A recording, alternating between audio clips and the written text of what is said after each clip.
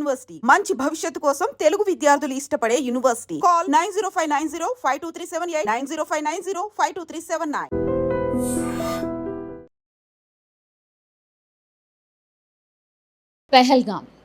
పెహల్గాంలో దాడి జరిగి ఆల్మోస్ట్ 10 రోజులు అవుతోంది. అయితే ఆ ఉగ్ర దాడి జరిగిన తర్వాత నుంచి కూడా ఆ ఉగ్రవాదుల కోసం వేట అయితే ఇంకా కూడా కొనసాగుతోంది. ఇది కొంత ఆందోళన కలిగిస్తున్నటువంటి విషయం. ఎందుకంటే మనకు తెలుసు, భారతదేశం మొత్తం కూడా ఒక రకంగా చెప్పాలంటే రక్తం మరుగుతోంది అనుకోవచ్చు. అమాయకులు అట్లాగే టూరిస్టుల మీద అత్యంత దారుణంగా దాడి చేయడం, అట్లాగే చంపేయడం. ఫ్యామిలీస్ అయితే ఒక 26 మంది చనిపోయినారంటే 26 ఫ్యామిలీస్ని చిన్న భిన్నం చేసేసిండ్రు ఉగ్రవాదులు కూడా. ఇంకా కూడా వాళ్ళు దొరకలేదు. సో అసలు రీజన్స్ ఏంటి? రెక్కి నిర్వహించిండ్రు అంటున్నారు, దాడి ఖచ్చితంగా ప్లాన్ చేసిండ్రు అంటున్నారు, అట్లాగే లోకల్ పీపుల్ సహకరించిండ్రు అంటున్నారు. ఇంకా కూడా ఎందుకు దొరకట్లేదు? వాళ్ళు అంటే దొరకకుండా అసలు ఏం చేయగలుగుతారు?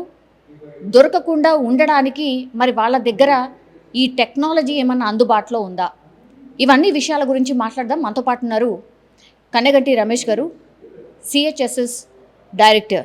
సార్ నమస్తే. నమస్తే మేడం. సార్ చాలా మంచి ప్రశ్న వేశారు మేడం. ప్రపంచాన్నే, మన జాతి భారతదేశాన్నే కాకుండా ప్రపంచాన్ని కూడా కలవరపెడుతున్న ఉగ్రవాద మూలాలు జమ్మూ కాశ్మీర్లో ఉన్నవి అని ఇప్పుడు కొత్తగా వచ్చిన మేజర్ జనరల్ ఎస్ మోర్ ఆయన ఇచ్చిన ఆధారం ప్రకారం కూడా ఎన్ఐఏ కూడా రుడీకరిస్తుంది. ఏమని? National investigation agency. తప్పనిసరిగా లోకల్ సపోర్ట్ లేకుండా ఇది జరగదు. 100% లోకల్స్, కొంతమంది, అందరూ కాదు, కొంతమంది 28 మందిని పొట్టలను పెట్టుకున్న ఈ ఉగ్రవాదులు ఎవరైతే ఉన్నారో ఆ ఉగ్రవాదులకి మతం అనే పేరు వాడి, మతం పేరుతో మారణ హోమం సృష్టించిన మృగాలు వాళ్ళు. వాళ్ళని ఎట్టి పరిస్థితుల్లో స్పేర్ చేసేది లేదు. భారతదేశం అన్ని రకాలుగా అష్టదిగ్బంధనం చేసి పాకిస్తాన్ని, పాక్ ఆక్రమిత కాశ్మీర్ని మళ్ళీ తిరిగి భారత్లోకి తీసుకొచ్చే ప్రయత్నం కూడా 100% ఉంది. ఎందుకంటే పాక్ ఆక్రమిత కాశ్మీర్లో ఉన్న టెర్రరిస్ట్ క్యాంప్స్ని అంతం చేయకపోతే ఉగ్రవాదం ఆగదు మేడం. మీరు మీ యొక్క పరిచయ కార్యక్రమంలో కూడా చాలా మంచి మాట చెప్పారు. ఏమని అన్నారంటే లోకల్ సపోర్టు ఎన్ఐఏ కూడా ధృవీకరించింది అని మనం అన్నారు. 100% నేషనల్ ఇన్వెస్టిగేషన్ ఏజెన్సీ అనేది జాతీయ ఉగ్రవాద నిరోధక దర్యాప్తు సంస్థ. అది ముంబై 26/11 అటాక్స్ తర్వాత స్టార్ట్ చేశారు భారతదేశంలో. కాబట్టి 100% ఎన్ఐఏ యొక్క ఆధారాలు కూడా మనకి బయటపడినాయి. ఏమని? Locals have given the support, locals have given, some of them have given support and also some of them fed, అంటే భోజన వసతులు కూడా అక్కడే కల్పిస్తున్నారు అనేది ఎన్ఐఏ మరి విచారణలో వచ్చినట్టు న్యూస్లో కూడా వచ్చింది మనకి. అంటే మీరు చెప్పే మాట, నేను చెప్పే మాట కాదు మేడం, ఎన్ఐఏనే స్వయంగా న్యూస్ పేపర్లో వచ్చింది, మనం చూస్తున్నాం. కాబట్టి ఇలాంటిది మంచిది కాదు. కాబట్టి దీన్ని ఎలా మనము అంతమొందించాలి అంటే అష్టదిగ్బంధనం అని చెప్తాను నేను. మా centre for human security studies ద్వారా మేము చేసిన పరిశోధన ద్వారా పాకిస్తాన్ గురించి మాట్లాడినప్పుడు Pakistan initiating terrorism, Pakistan sponsoring terrorism, Pakistan conducting terrorism అనేది ఇవాళ కొత్తగా మనం చెప్పే మాట కాదు. 1947 ఆగస్టు 14న ఎప్పుడైతే పాకిస్తాన్కి స్వతంత్రం వచ్చిందో అది ఒక రిపబ్లిక్, ఇస్లామిక్ రిపబ్లిక్ ఆఫ్ పాకిస్తాన్గా ఏర్పడింది. మతం పేరుతో ఏర్పడిన రాజ్యం అది.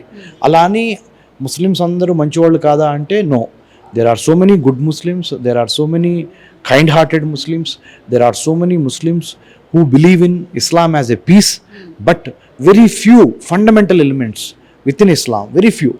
ఆ ఫ్యూ చాలు. అంటే పెద్ద 100 లీటర్ల పాలల్లో ఒక చిన్న విషపు చుక్క పడినా అది మొత్తం 100 విషమైపోతుంది. సేమ్ వే ఇస్లాంలో అందరూ దీన్ని సపోర్ట్ చేస్తున్నారని నేను చెప్పట్లా ఉగ్రవాదాన్ని.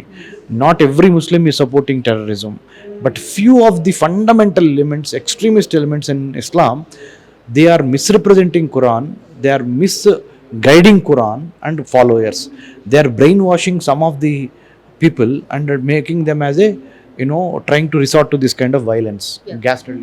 ఇప్పుడు ఇవి సంచలన విషయాలే అనుకోవచ్చు సార్. వాళ్ళు బిఫోరే వచ్చి మంచిగా రెక్కి నిర్వహించుకొని అక్కడే లోకల్ వాళ్ళ సపోర్ట్తోని వాళ్ళకి అన్ని వసతులు అంటే ఫుడ్ కావచ్చు, బెడ్ కావచ్చు, వాళ్ళు షెల్టర్ తీసుకోవడానికి కావచ్చు, దొరకకుండా ఉండడానికి కావచ్చు, కనీసం ఇంటెలిజెన్స్కి ఎక్కడో దాడి జరగచ్చు అని 2 రోజుల ముందట ఇంటెలిజెన్స్ రిపోర్ట్ వచ్చింది, బట్ నాట్ ఇన్ కాశ్మీర్. అది ఎట్లా పాసిబుల్ అయింది? వాళ్ళు యూజ్ చేస్తున్నటువంటి టెక్నాలజీ ఏంటి మరి? ఏం లేదు మేడం, ఇప్పుడు టెక్నికల్ ఇంటెలిజెన్స్ అని, విజువల్ ఇంటెలిజెన్స్ అని, ఇమేజరీ ఇంటెలిజెన్స్ అని, హ్యూమన్ ఇంటెలిజెన్స్ అని ఇంటెలిజెన్స్లో రకాలు మేడం. ఇవి తప్పనిసరిగా 100% ఆ ఏరియాని, ఏది జమ్మూ కాశ్మీర్లో ఉన్న అనంతనాగ్ జిల్లాకి దగ్గరలో ఉన్న పెహల్గామ్ అనే ఒక ప్లేసు, అక్కడ బైసరన్ వ్యాలీ మినీ స్విట్జర్లాండ్ అంటారు. 100% ఈ ఉగ్రవాదులు అక్కడికి వెళ్ళి రెక్కి నిర్వహించారు. ఆ రెక్కి నిర్వహించడంలో లోకల్స్ కొంతమంది సపోర్ట్ చేశారు అనేది కూడా ఇప్పుడు ఎన్ఐఏ దర్యాప్తులో బయటకు వచ్చింది. కాబట్టి ఇక నుంచి ఫ్యూచర్లోనైనా మనం ఏంటంటే winnowing the hearts and mind strategy, WHAM అంటారు.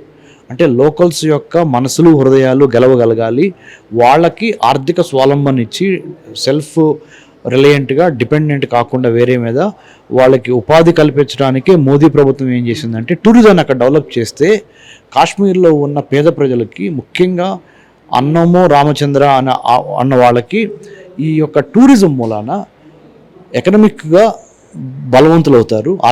ఆర్థికంగా బలవంతులైనప్పుడు ఎవరి మీద ఆధారపడాల్సిన అవసరం లేకుండా ఉంటుంది. ఆ బానిస మనస్తత్వం ఉండదు. ఈ మత ఛాందస్వాదులు కొంతమంది మేము డబ్బులు ఇస్తాము, మీరు టెర్రరిస్టులుగా మారండి అని చెప్పినా కానీ దానికి నో చెప్పి చాలామంది కాశ్మీరీ యువత టూరిస్టు గైడ్లుగా, టూరిజానికి సంబంధించిన షాల్స్ అమ్మటం కానీ, తయారు చేయటం కానీ, Kashmiri products, beautiful Kashmiri products, ఏది అవి మన ఇంట్లో పెట్టుకునే వస్తువుల దగ్గర నుంచి మనం వేసుకునే బట్టలు, దుస్తుల వరకు, తివాచీల వరకు, Kashmiri shawls, Kashmiri carpets. Kashmir is known for all these things. So, Honorable Prime Minister Modi sir would like to empower the local Kashmiris by giving them the local trade, local business, local tourism. ఈ 3 జరిగినప్పుడే కాశ్మీర్లు ఆర్థికంగా బలవంతులు అవుతారు. కాశ్మీర్లు ఆర్థికంగా బలవంతులైనప్పుడు ఉగ్రవాద ఛాందస్సులు చెప్పే, అంటే మతోన్మాదులు చెప్పే మాట వినాల్సిన అవసరం లేకుండా పోద్ది. నేను మీ మీద ఆర్థికంగా డిపెండెంట్ లేను అనుకోండి మేడం, తప్పనిసరిగా నేను నా సొంత నిర్ణయాలతో మంచి వైపే వెళ్తానికి ప్రయత్నం చేస్తూ ఉంటా. ఎప్పుడైతే నేను ఆర్థికంగా మీ మీద ఆధారపడ్డానో మీరు చెప్పే మాటలు నేను వినాల్సి వస్తుంది. ముఖ్యంగా ఇదే జరిగింది అక్కడ. కాబట్టి ఇక నుంచి అయినా ఫ్యూచర్లో మనము ఉగ్రవాదము అనేది దానికి స్వస్తి చెప్పి మానవతావాదము, హ్యూమనిజం మస్ట్ ప్రివేల్. అందుకనే మన హ్యూమన్ సెక్యూరిటీ, హ్యూమనిజం, మానవతావాదము, మానవత్వము అనేది మర్చిపోకుండా, ఎవరిని కూర్చున్నా వచ్చేది ఇరుపుగా ఉండే రక్తమే. And everybody has a red blood only. So please remember this. It is not Hindu, it is not Muslim, it is not Christian, it is not Jewish, it is not Parsi or Sikh. It is humanity. ఆ హ్యుమానిటీని పెంపొందించే విధంగా ప్రధానమంత్రి మోడీ గారు అన్ని రకాల వర్గాలకి, suppose ఆయన హైదరాబాద్ని డెవలప్ చేస్తున్నారు అనుకుందాం, ఎగ్జాంపుల్ చెబుతున్నా, గుజరాత్ని చేస్తున్నారు అనుకుందాం, ఆంధ్రాని చేస్తారనుకుంటున్నాం, తెలంగాణ, తమిళనాడు, ఈ రాష్ట్రాలు ఎట్లయితే డెవలప్ అవుతున్నాయో, మన Madhya Pradesh, Uttar Pradesh, same way he wants to develop Kashmir.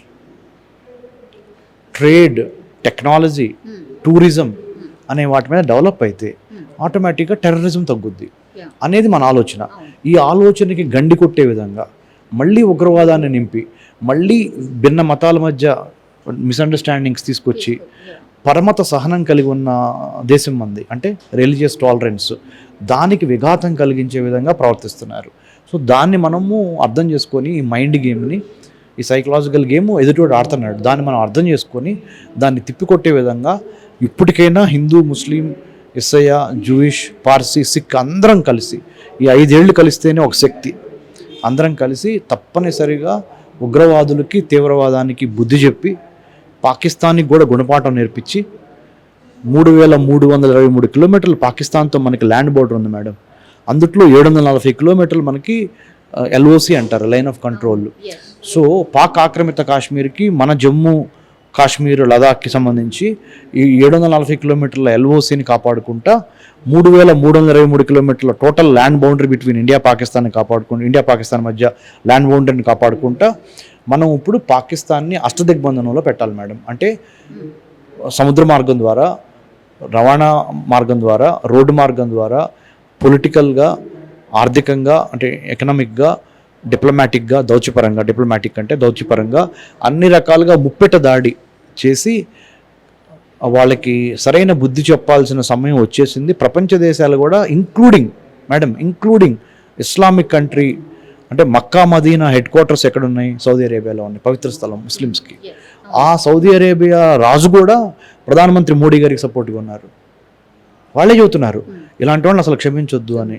చాలామంది మన ఇండియాలో కూడా మన ఇండియన్ ముస్లిమ్స్ పాకిస్తాన్కి వ్యతిరేకంగా ర్యాలీలు నిర్వహించారు, ఇలాంటిది ఇంకోసారి జరగకూడదు ఫ్యూచర్లో అని.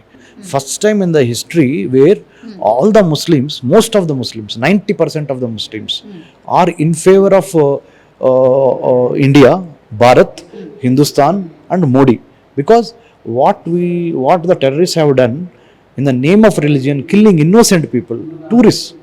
అరే అభంశుభం తెలిగి కొత్తగా పెళ్ళైన జంట హనీమూన్కి వెళ్ళిన వాళ్ళని చంపేయటము, రిటైర్మెంట్ అయ్యి సేద్దేద్దామని వయసు పెద్దదయ్యి అక్కడ రిటైర్మెంట్ అయిన తర్వాత కొంత ఆహ్లాదకరంగా ఈ టూరిస్ట్ ప్లేస్కి వెళ్దాము, స్విట్జర్లాండ్ వెళ్ళాలంటే చాలా ఖర్చుతో కూడుకున్న పని, మన మినీ స్విట్జర్లాండ్ కదా అని వెళ్ళిన వాళ్ళని ఇట్లా మతం పేరు చెప్పి చంపటం అనేది మానవత్వానికి మాయన మచ్చ. కాబట్టి మేడం తప్పనిసరిగా మనం ఇది ఒక ధర్మయుద్ధం మేడం, ఈ యుద్ధంలో మనం గెలుస్తున్నాం.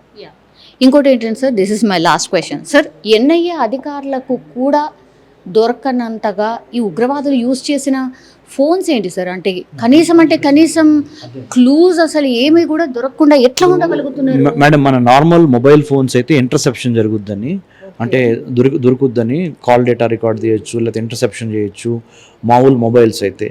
అందుకని శాటిలైట్ ఫోన్స్ ద్వారా ఈ కమ్యూనికేషన్ వ్యవస్థను ఏర్పరచుకున్నారనేది ఒక ఎన్ఐఏ యొక్క ఒక నివేదిక. సో ఇంకా అంటే ఇప్పుడు మేడం గారు ఇప్పుడు ఇన్వెస్టిగేషను జరుగుతుంది కాబట్టి ఇప్పుడే అన్ని వివరాలు బయటికి రావు, కొద్దిగా టైం పట్టుద్ది. సో ఆ ఇన్వెస్టిగేషన్ అయ్యే వరకు కొద్దిగా వెయిట్ చేద్దాము. కానీ ఈ లోపల మనం ఏం చేద్దామంటే ఉగ్రవాద నిర్మూలనకు సంబంధించి, ఉగ్రవాద నిర్మూలనకు సంబంధించి సివిల్ సొసైటీగా మనం ఏం చేయాలో అది చేయాలి. మీడియా సంస్థలుగా మీరు ఒక చక్కటి మార్గనిర్దేశం చేసి యువతని దేశం పట్ల, దేశ రక్షణ పట్ల, దేశ భద్రత పట్ల, మన విదేశీ వ్యవహారాల పట్ల, మీరు బీటెక్ చదవని, ఎంటెక్ చదవని, ఎంఎస్సి చదవని, ఎంకామ్ చదవని, ఏదైనా చదవండి, కానీ జాతి భద్రత, జాతి రక్షణ అనే ఒక పాఠ్యాంశాన్ని కూడా చదవాలి. రీసెంట్గా యూనివర్సిటీ గ్రాంట్స్ కమిషన్, యూజీసీ అంటారు మేడం, మన దేశంలో ఉన్న 1200 యూనివర్సిటీస్కి అది హెడ్ అనమాట. ఆ యూజీసీ వాళ్ళు నన్ను చైర్మన్గా పెట్టారు జాతీయ రక్షణ మీద సిలబస్ డ్రాఫ్ట్ చేయమని. అన్ని యూనివర్సిటీస్లో మీరు ఎవరైనా కావండి, హ్యుమానిటీస్ కావండి, సోషల్ సైన్స్ కావండి, ఇంజనీరింగ్, టెక్నాలజీ ఎవరైనా కానివ్వండి, జాతీయ రక్షణ, జాతీయ భద్రత మీద మీరు పాఠ్యాంశాలు చదవాలి. మన దేశానికి సంబంధించిన మిత్రులు ఎవరు, శత్రువులు ఎవరు. భారతదేశానికి 15,000 కిలోమీటర్ల ల్యాండ్ బోర్డర్ ఉంది మేడం, 7 దేశాలతో మనం షేర్ చేసుకుంటున్నాం. తర్వాత 11,098 కిలోమీటర్ల కోస్తా తెర ఉంది, 9 కోస్తా రాష్ట్రాలు ఉన్నాయి. ఇట్లా మన జాతికి సంబంధించిన కీలక రక్షణ, జాతి రక్షణ అనే దాని మీద సిలబస్ తయారు చేయబోతున్నాము. దాన్ని కూడా రానున్న రోజుల్లో అన్ని యూనివర్సిటీస్లో ప్రవేశపెడతాము. తద్వారా ఏమవుతుందంటే ప్రతి ఒక్క పౌరుడికి, ముఖ్యంగా యువతకి దేశం పట్ల అవగాహన, బ్రిటిష్ వాళ్ళు ఏ విధంగా మనం పరిపాలించారు, మళ్ళీ ఇంకోసారి వేరే దేశం బానిసత్వం కిందకి మనం వెళ్ళకుండా ఉండాలంటే ప్రతిరోజు మనం అప్రమత్తతో ఉండాలి, అలర్ట్గా ఉండాలి, కాన్షియస్గా ఉండాలి, అవేర్నెస్తో ఉండాలి అనే దాని మీద ఆ మైండ్ సెట్ని డెవలప్ చేయడానికి ప్రయత్నం చేస్తున్నాం madam. Thank you so much. So మొత్తం మీద అది ఎన్ఐఏ అధికారులు అయితే అక్కడ అంటే పెహల్గామ్లో ఎక్కడైతే దాడి జరిగిందో ఆ ప్రాంతమే కావచ్చు, లేదంటే వీళ్ళు ఎక్కడెక్కడ తిరిగారు అండ్ ఎక్కడెక్కడ మేబీ షెల్టర్ తీసుకొని ఉంటారు, రెక్కి ఎట్లా నిర్వహించారు, లోకల్స్ ఎవరు సహకరించి ఉంటారు, ఇట్లా అన్ని వేస్లో దర్యాప్తు అయితే చేస్తున్న పరిస్థితి. 10 రోజులు అవుతోంది. ఒక్క ఆందోళన కలిగిస్తున్నటువంటి విషయం ఏంటంటే 10 రోజులు అవుతోంది ఇంకా కూడా ఉగ్రవాదుల్ని పట్టుకోలేకపోయాము అనేది కొంచెం బాధించినా కూడా ఎన్ఐఏ పూర్తి స్థాయిలో దర్యాప్తు చేస్తుంది. ఏ ఒక్క క్లూని కూడా వదలకుండా పూర్తిగా క్షుణ్ణంగా అన్ని విషయాల్ని పరిశీలిస్తోంది.